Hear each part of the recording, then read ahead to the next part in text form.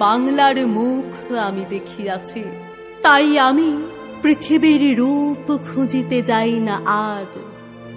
অন্ধকারে জেগে উঠে ডুমুরের গাছে চেয়ে দেখি, ছাতার মতন বড় পাতাটির নিচে বসে আছে ভোরের দোয়েল পাখি।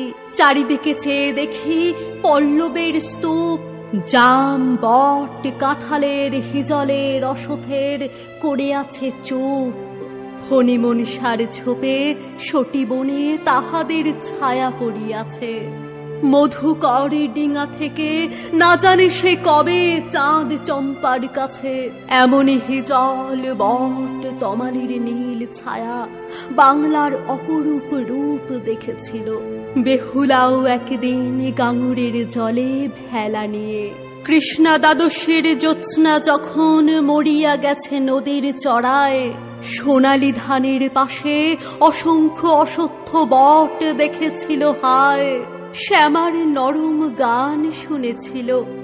একদিন অমরায় গিয়ে ছিন্ন খঞ্জনার মতো যখন সে নেচেছিল ইন্দ্রের সভায়, বাংলার নদী, মাঠ, ভাটফুল ঘুঙুরের মতো তার কেঁদেছিল পায়।